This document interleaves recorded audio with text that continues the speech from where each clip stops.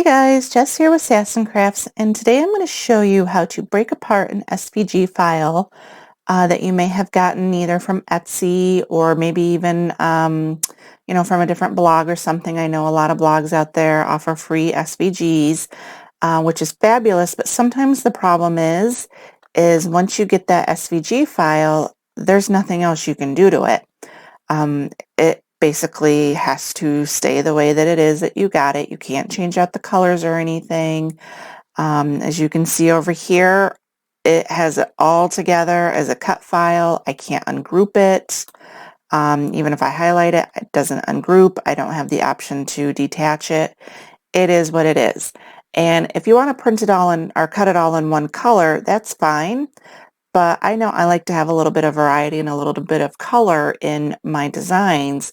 So I'm going to show you how to use the slice function to basically split this apart.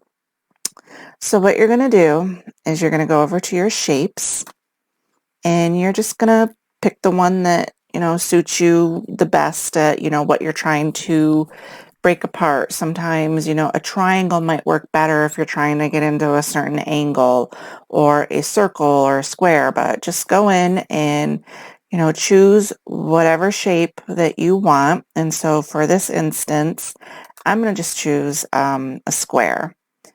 And so what I'm going to do is actually, let's make the word world. I want that to be separate and I want that to be its own color.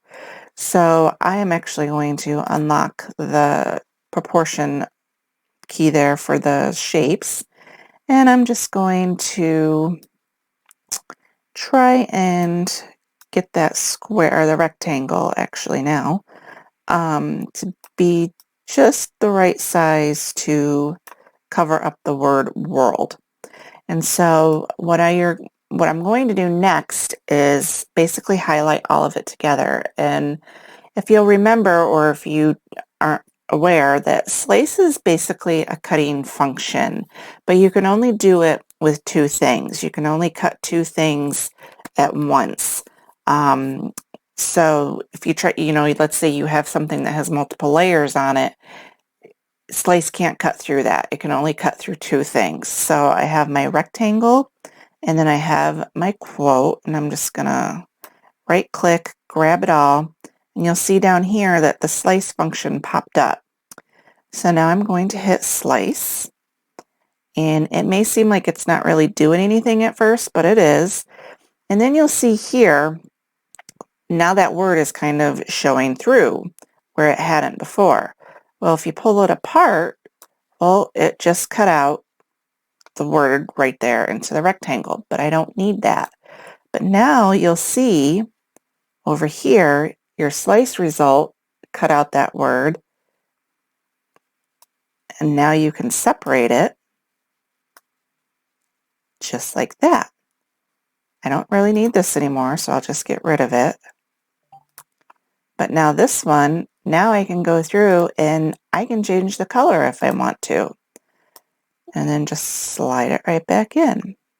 So the slice function is really helpful if you have certain images or quotes or designs that are all just one cut file and you don't really have the freedom to change things around. So that's where the slice function comes in really handy, and you can also just play around with it, tweak it. Sometimes I have to go in multiple times with the slice function just to be able to get what I'm trying to cut apart to work. So it is a little bit of trial and error, especially if you're working with a tough image, like for example this mom right here. That might require a little finessing with your shapes to get it to cut that out the way you want it, but it can be done. So you just got to have a little bit of patience and using the slice function, and you too can change your image.